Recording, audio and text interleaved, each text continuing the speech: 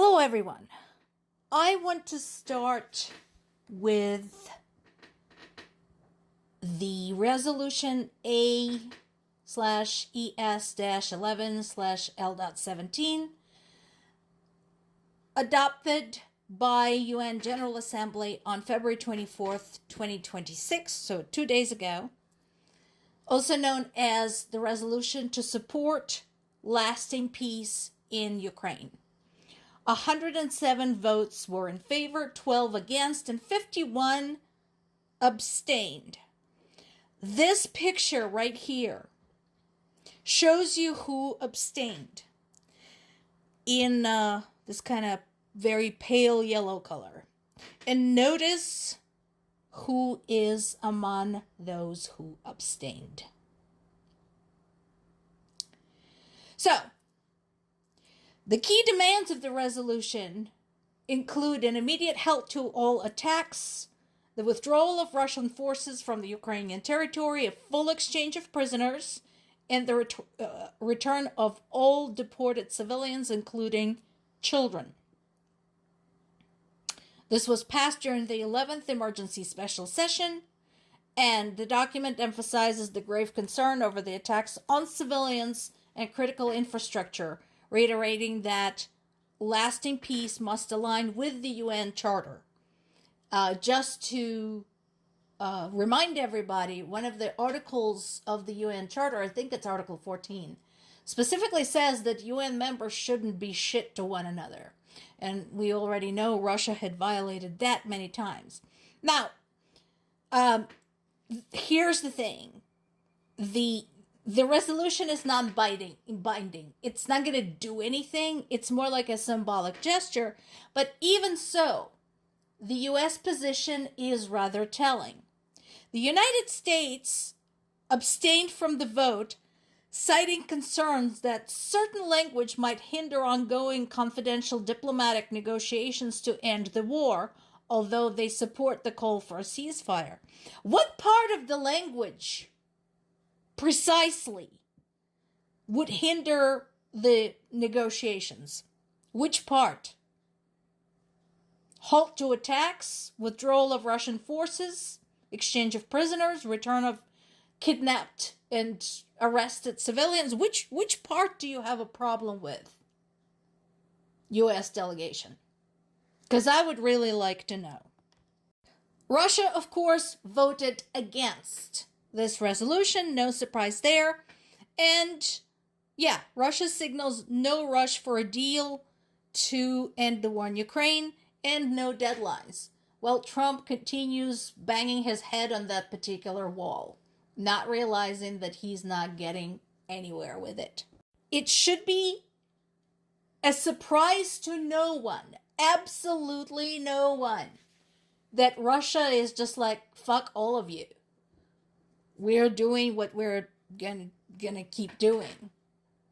They're not interested in a deal. They're not interested in what Trump says. They're not interested in the UN resolution. They're interested in invading Ukraine and genocide of Ukrainians. That's it. If you have any doubt about that, go look up the definition of genocide. Just as a reminder, definition of genocide, according to the UN Charter, by the way, includes kidnapping of children and making the country where people live, a specific group of people lived, uninhabitable. In case you're wondering. And the attacks continue. So this is new. This article is on the Guardian website. They're talking about placement of anti-drone nets across the front lines. I'm going to ask my father about this, since he is a former military man, because I didn't know about this. I can kind of understand how this could be effective. We talked about this in the past. So the drones by themselves are not the only danger, because even if air defense systems work properly and people who operate them are skilled, which Ukrainian air defense systems operators are very skilled at this point, even then, the drones don't just vanish into thin air. They're pieces of them.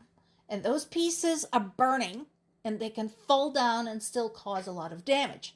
So I can see how catching them into something else might be helpful.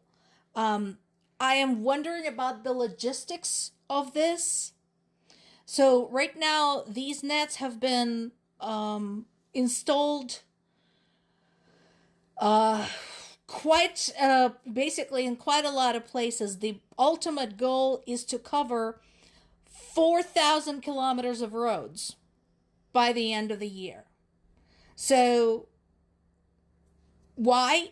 And this makes sense because Russia has been targeting roads that are not just used by civilians to, go between places, but also used as potential routes to provide supplies to the army. So this project is in progress. $37 million have been allocated by the Ukrainian government to get this done. I'm curious as to whether they also plan to extend this to other places in addition to roads. I'm sure this is being discussed. And case in point, there's been a massive attack by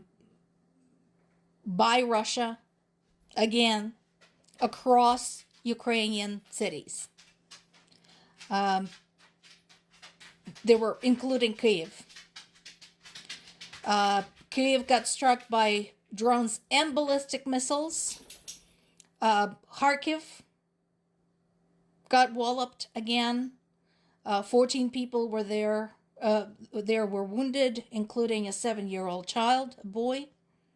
Zaporizhia, that's my hometown, where my parents are at.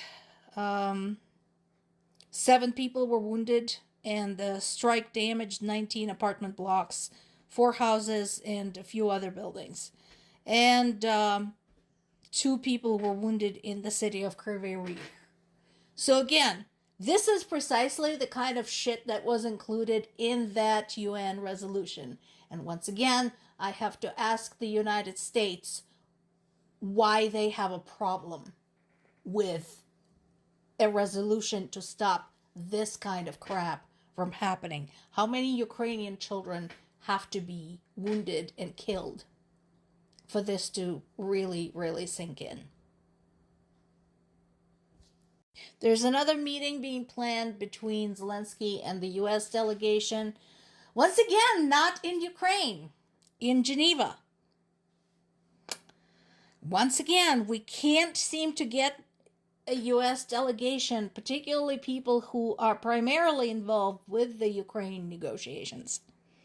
Can't seem to get them to Ukraine. I really don't think they can put their heart into the negotiations unless they go and see what's going on the ground. Hungary and Slovakia continue to be pissy about the Druzhba oil pipeline. So what's going on there? Well, this is kind of ridiculous, really. So the pipeline, as all things aside, the pipeline is damaged. And guess who damaged it? Russia, during the strikes against Ukrainian energy infrastructure. So Hungary and Slovakia are pitching a fit over this. And Zelensky said, you realize, right, that for this to even be considered, the damn thing has to be repaired first. Now, I want you all to understand this. I really want this to sink in. Hungary and Slovakia want Ukraine to repair the damage to the Russian pipeline that carries Russian oil across Ukrainian territory. The damage was inflicted by Russia. How fucked up is that? And they're blaming Ukraine for the outage. Once again, I want to see some ramifications because these people are supporting a terrorist state attacking its neighbor. There has to be some type of consequence for that. More to come.